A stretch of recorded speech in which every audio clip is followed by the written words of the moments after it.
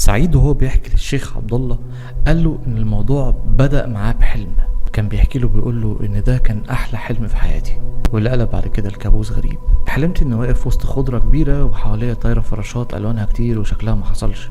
كنت بلف حوالين نفسي علشان اشوفهم كلهم، لكن حصل حاجة غريبة جدا. شفت الفراشات طارت وراحت لمكان تاني بعيد جدا عن مكاني.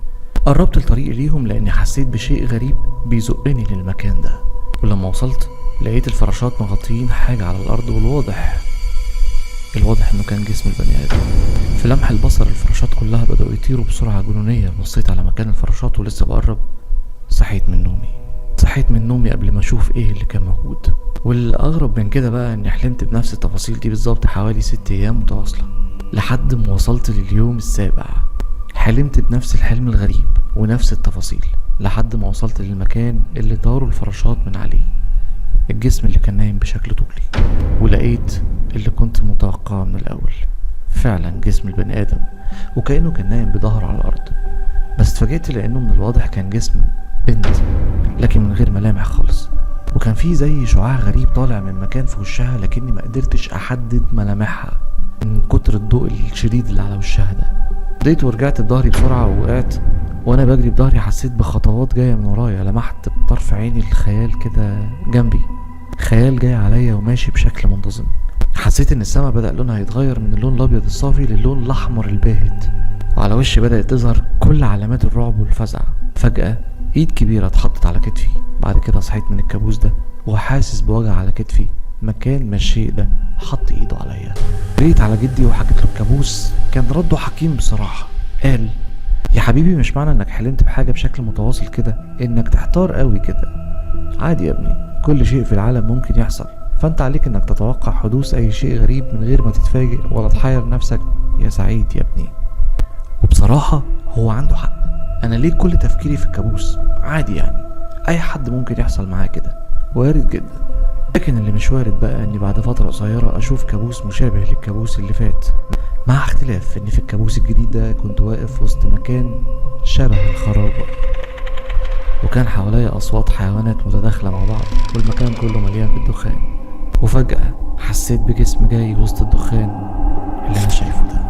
من الواضح انها بنت شعرها مجعد وكبير ومنكوش، وسمعت صوت ضحك ومعاها صوت بيقول. صحيت بسرعة وكل عرق. شربت مية من ازازة بحطها دايما على كومودينو جنبي، واستعذت بالله من الشيطان الرجيم وهديت شوية. وبصيت في ساعتي لقيتها 3 الفجر، وسامع من بره صوت قرآن الفجر.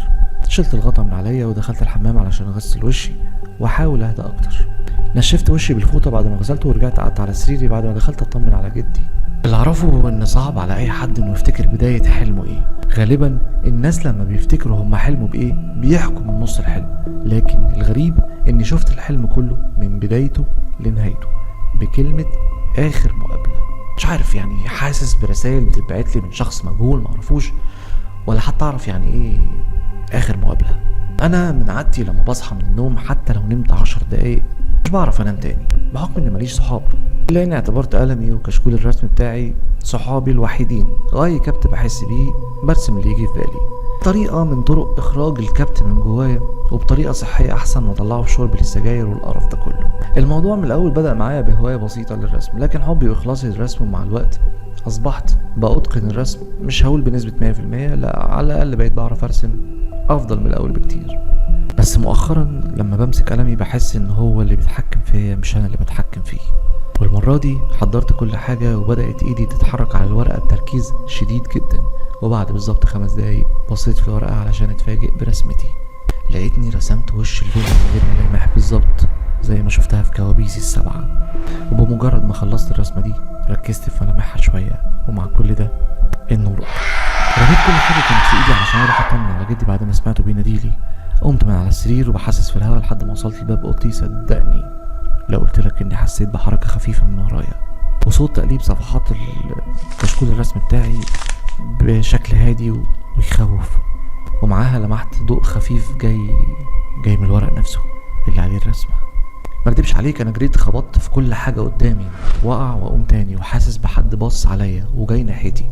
الجو في حد ذاته يرعب، ده غير اني بدات اسمع من بره صوت رعد على برق، واصوات الريح كله من بره كانت شديده جدا. وقفت على باب اوضه جدي وناديت عليه: جدي يا جدي. هو من جوه سامع صوت بس ما كنتش فاهمه، بس اللي اعرفه ان جدي متعود ينام على صوت الشيخ عبد الباسط عبد الصمد، وافتكر اني شغلت له القران من موبايلي قبل ما انام. انا مش عارف ليه ساعتها رجلي ما كانتش مطوعاني، حاسس بيهم لكني مش عارف اتحكم فيهم، او في حاجه منعاني ان ادخل الاوضه. وبعد وقت بسيط وعدم رد جدي على ندايا، قررت ان انا اطلع فوق السطح زي عوايدي لما النور يقطع. حسست لحد ما وصلت للمطبخ، جبت شمعة وكبريت، مشيت شوية لبره لحد قبل الباب بتاع البيت، ولعت الشمعة ورميت الكبريت وداريت على الشمعة بايدي عشان الهوا ما يطيرهاش. وقبل ما ايدي توصل لمفتاح الباب سمعت صوت خبط جاي من اوضتي. حطيت راسي في الارض بحاول اركز في صوت الخبط ده لحد ما لاحظت حاجة غريبة فعلا، وحاول تصدقني في اللي هقوله لك. ايدي اللي كنت مداري بيها الشمعة حسيت بلسعة فيها كده، فبعدت ايدي بسرعة عن الشمعة وشفت اللي ما كانش يجي على بالي. شفت دخان الشمعة طالع منها وماشي بشكل منتظم، فضل ماشي وبرغم الهواء اللي كان موجود في الشقة الا ان الدخان ما اختفاش. عيني كنت باصص على تجمع الدخان ده، طلع مني صوت شهقة غصب عني لاني شفت الدخان دخل على اوضتي. ايوه، الدخان دخل، ومع دخوله كل شيء سكت تماما، ان كان صوت المطر والرعد من بره لحد صوت الخبط من جوه. عدت ثواني عليا تحسبها سنين، ثواني من اصعب الاوقات اللي عدت عليا في حياتي.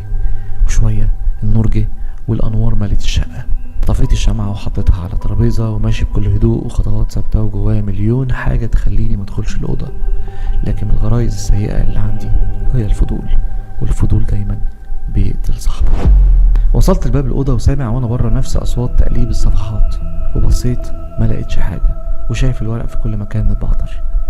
دخلت وانا حاسس بحاجة هتحصل، لكن ما حصلش حاجة، بالعكس ارتحت جدا لاني سمعت صوت اذان الفجر. جيت على السرير واتغطيت ووصلت الغطا لحد عيني وبيها براقب الأوضة ركن ركن. بعدها النوم غلبني. حلم تاني جالي في الليلة المرعبة دي، لكن الحلم المرة دي كان مختلف تماما. حسيت اني طاير من الفرحة وسط اشجار كتير قوي، والناحية التانية ماسك ايد حد. لما بصيت له لقيت احلى واجمل مخلوقة في الدنيا كلها. جمال كده ما بيحصلش كتير، جمال طبيعي، عيون زرقاء، ضحكة حلوة، عمري في حياتي ما شفت زيها. ارق صوت سمعته في حياتي، وفاكر قالت لي ايه بالظبط. قالت لي: انا بعشقك يا سعيد. مش عايز اقول لك كنت فرحان ازاي، وفعلا كنت انبساطي ما كانش ليه حدود. انا معاها في الحلم حاسس ان عايش مع المخلوقة الملائكية اللي بحلم بيها طول عمري. صحيت من النوم، صحيت وانا بنفس الفرحة وقلبي منشرح كده والسعادة على ملامحي. بصيت في ساعتي لقيتها 8. قمت وكل تفاؤل ونشاط على غير العادة. دخلت على جدي لقيته بيصلي وهو قاعد على السرير، وقفت لحد ما خلص، جريت عليه وبوست ايده وراسه واتكلمنا كتير، واستفسر مني عن جدول النهارده. كالعادة قلت له: هروح الشغل يا جدي وهاجي الساعة 3، هروح اصلي العصر في الجامع اللي جنبنا وبعد كده هجيلك على طول. بعدها هكلم هاجر بنت عمي تعمل لنا الغداء وتجيبهولك تاكل يا جدي، ها تاكل لحد ما اجيلك، ماشي؟ المهم اني سبت جدي بعد ما بوست ايده ولبست ورحت الشغل وخلصت لحد ما العصر أذن عليا. قررت اروح اصلي كعادتي، لكن حصلت حاجة غريبة جدا. فاكرين لما قلت لكم ان انا كنت واقف قدام اوضة جدي ومش عارف اخش او في حاجة بتمنعني؟ اهو جالي نفس الاحساس ده. وقفت قدام باب الجامع وفي حاجة جوايا بتقولي ما تدخلش الجامع. بصيت للناس اللي داخله الجامع وجوايا 1000 احساس متداخل ومليون صراع جوايا. انتهى بيه المطاف لبيتنا. روحت وما دخلتش صليت، ولما طلعت البيت كان كلي قلق لحاجه جوايا شاكك فيها. ربنا يستر بقى. طلعت المفتاح وفتحت الباب، قفلت ورايا ودخلت لجدي لقيته نايم، مرضتش اصحيه، خصوصا اني شفت الاكل جنب جدي واطمنت انه كان الحمد لله. دخلت اوضتي ورميت نفسي على السرير وما استنيتش اقلع هدومي حتى، لا نمت نوم عميق جدا. صحيت على صوت خبط في الاوضه، واللي ضايقني اكتر ريحه الدخان اللي شمتها.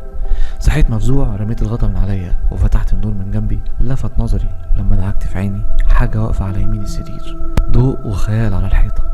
بصيت بكل حذر علشان الاقي واحده واقفه عند ركن السرير لابسه اسود وماسكه شمعه ومحوطاها بايديها. صورتها ما كانتش واضحه ليا، ملامحها مش ظاهرالي، وفجاه نفخت في الشمعه واتطفت. مشوفتش اي حاجه حواليا لان لما الشمعه اتطفت نور الاباجوره كمان اتطفى. حسيت بجسم بيحضني ومعاها حسيت ببرد شديد جدا وصوت جوايا بيقولي: انا بعشقك يا سعيد، انا بعشقك يا سعيد. هتصدقني لو قلتلك اني فرحت اكتر من احساسي بالخوف اللي كان مسيطر عليا بجد. بس لو جيت فكرت في الموضوع اللي انا فيه بمنظور تاني هتخاف، وهتخاف قوي كمان، وممكن تروح فيها كمان، وانت اكيد عارف بكل حاجة بقولها لك يا شيخ عبد الله، وبتهالي ورد عليك كتير من حالاتي دي. المهم اللي حصل اني بجد حسيت براحة قلب وامان عمري ما حسيت بيهم قبل كده، ولا اعرف معناهم ايه. لمستها ليا كلها دفى رغم ان الجو كان برد جدا. مع كل ده فهمت حاجة صغيرة، ان روحي مسلمة للمخلوقة دي لكن جسمي لا، لاني لما حاولت احرك ايدي حسيت بتقل فيهم شديد، لحد ما اتأكدت ان ايدي اتجمدت من خوف، ورجلي كمان، وكل اطراف صوابعي. يا ترى كل ده كان من الرسمة اللي رسمتها، ولا هلاوس بسبب الاحلام المتواصلة؟ هلاوس؟ اكيد مش هلاوس، لاني حاسس بكل اللي قلته لك وحكيت لك عليه. السكوت وقتها كان سيد الموقف، لحد ما قطع السكوت ده كلامها ليا. قالت لي انا حبيتك ومش هسيبك، ما تخافش طول ما انت معايا، اوعى تخاف من اي حاجة هتشوفها. واول ما خلصت كلامها حسيت بتقل جامد على صدري، نفسي مش قادر اخده. حسيت اني بترفع من على السرير، اصوات محوطاني من كل حتة، اصوات كلاب على قطط كلهم ممزوجين ببعض، اصوات ضحكة كبيرة وبصوت عالي. قالت لسه اخر مقابلة ما جاتش، حضر نفسك وودع حياتك والعالم بتاعك. بعدها اتهبت جسمي على السرير بعد ما كنت طاير حوالي مترين فوق السرير. في عز الخوف كان احساس لطيف كنت حابه ومبسوط بيه جدا، بس بعد ما السعادة ملت روحي رجع الخوف يسيطر عليا، على عقلي وعلى جسمي. عقلي وقف وعجز عن التفكير وتفسير اللي حصل بالكامل. يعني ايه اصحى من النوم اشوف واحدة واقفالي ويحصل كل ده؟ مين دي؟ هي بتعشقني ازاي؟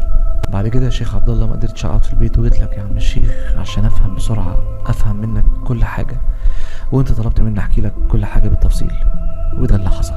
رد الشيخ عبد الله وقال لي بص يا ابني، اللي بتحكي عنها دي ما تبقاش جنية بالمعنى، لا احب اضيف لك كمان جنية عاشقة. ايوه يا ابني، دي جنية بتعشقك بتحبك. وما تستغربش يا ابني، ما تفتكرش ان الجن العاشق بيجي للستات بس، لا للرجالة كمان في بعض الاحيان، وانت مثال حي على كلامي ده. عايز اقول لك على حاجة كمان، المقابلة الاخيرة دي تقصد بيها انها تاخد روحك لعالمها، ومش روحك بس، جسمك كمان. واضح يا ابني انها بنت ملك عندهم، لان الجنيات العاشقات بيكونوا اقوياء، فالقوة دي بتبقى جاية من ابناء الملوك. الحل يا ابني هنا انك تصلي وتفضل تدعي قبل فوات الاوان. المشكلة بقى ان الشيخ عبد الله بعد مرور 15 يوم راح يدور على سعيد ولقاهوش. بعد ما سعيد مشي من عندي اختفى لفترة كبيرة، قلقت عليه قوي ورحت عند بيته. فتحت لي بنت شابة عرفت انها هاجر بنت عمه. لما سألتها عن سعيد قالت لي تمسح دموعها، سعيد بقاله 15 يوم مختفي ومش عارفين راح فين، ولحد وقتنا ده مش لاقيينه. بالله عليك يا حضرة الشيخ لو لقيته تطمنا، سعيد ملوش حد يروح له واهله ما بيحبوهوش. نزلت من عند بيت سعيد وجبت ورقة وقلم وكتبت كل حاجة حصلت من اول ما اختفى لحد ما فات الاوان عليه. هي اكيد خدته لعالمها. ولو عايزين تتأكدوا من القصة، عنوان سعيد 22 شارع منصور علي عبد الرحمن